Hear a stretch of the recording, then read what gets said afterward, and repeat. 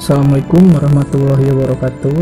Waalaikumsalam warahmatullahi wabarakatuh. Sampurasun, sampurasun. Rampiaza, rampes.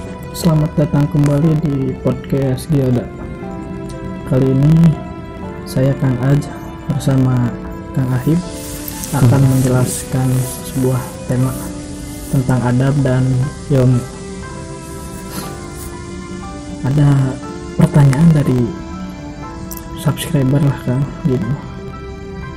Apakah benar katanya Kang, Iya, kita itu harus mendahulukan adab daripada ilmu? iya. Nah, menurut Kang Ahib bagaimana? Itu yang channel story itu ya, yang nanyanya. Iya, Apa story? Sosial insert. iya, Iya, sosial. story. Oke, sosial insert ya. Itu kebetulan beliau juga orang yang apa ya, friendly gitu kan. Iya, Friendly, terus santun gitu orang. ramah kan gitu. Iya, jauh dari kalimat-kalimat yang apa ya, yang konotasinya itu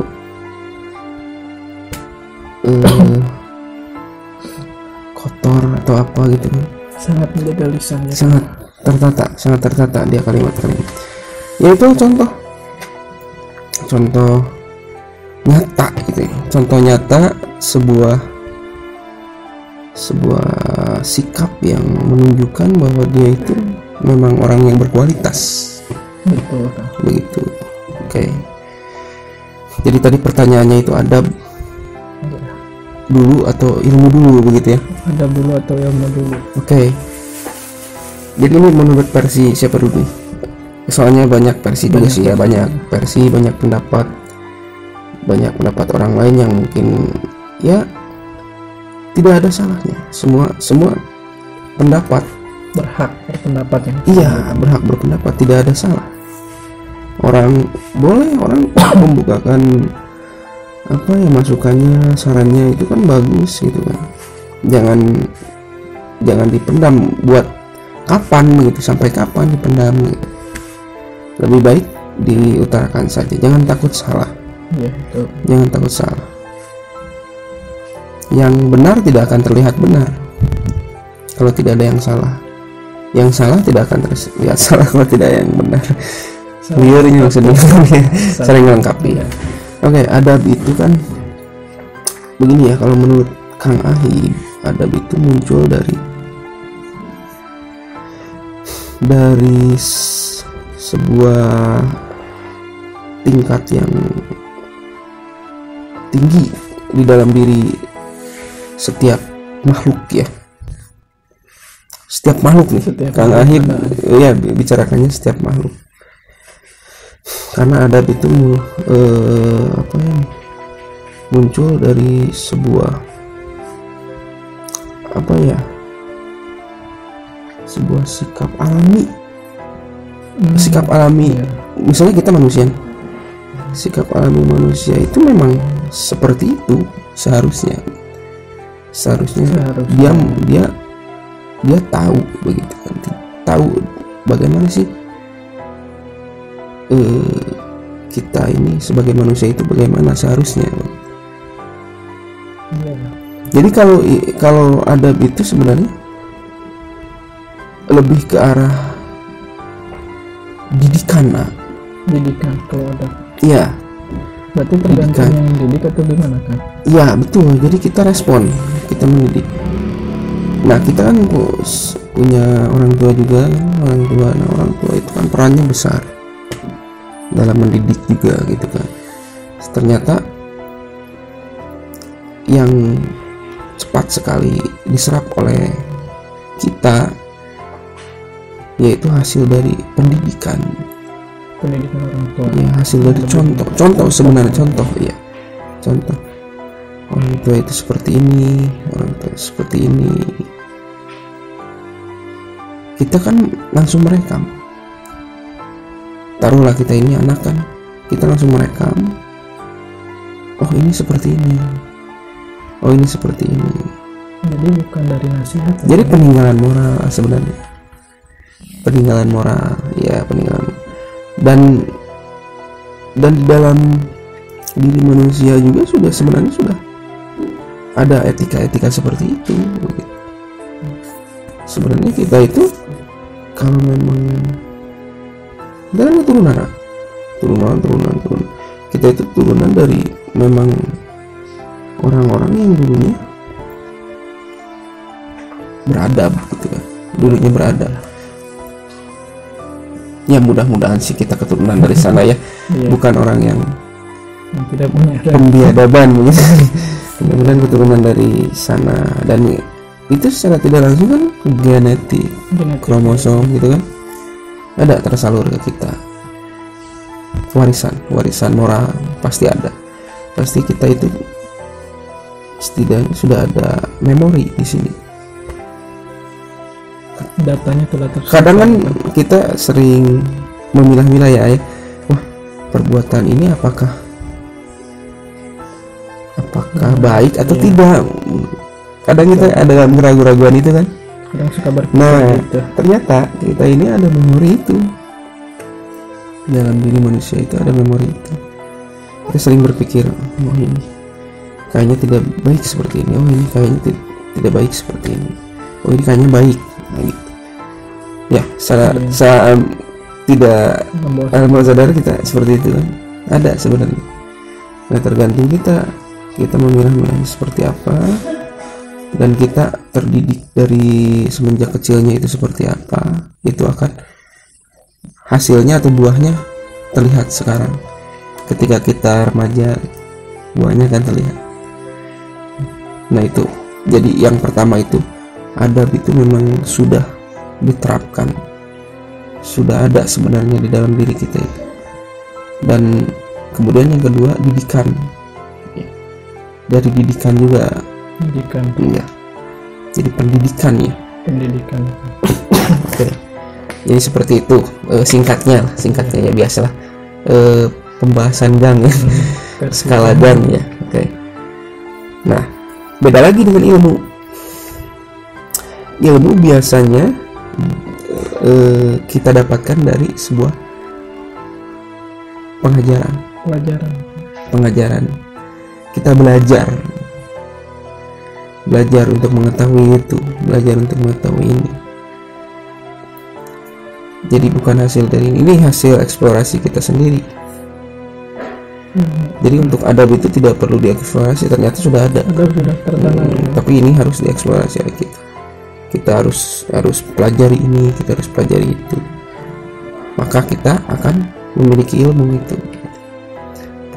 Ilmu ini kan banyak ya, macam-macamnya ilmu. Banyak macam-macamnya. Ada ilmu yang ilmu nyata gitu kan, tidak nyata gitu kan. Ada juga yang seperti itu ya, putih hitam.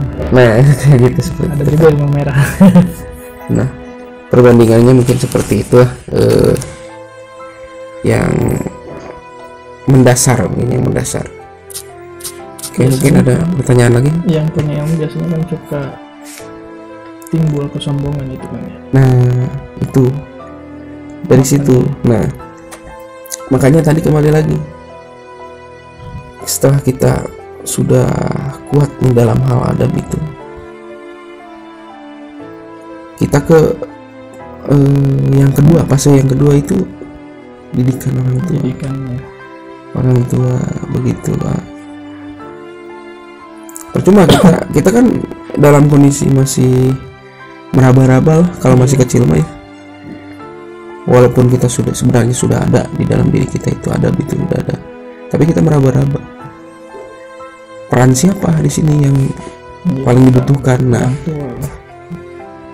percuma kalau si anak itu dididik oleh orang tuanya untuk seperti ini, untuk beda-beda ya, porsinya beda-beda.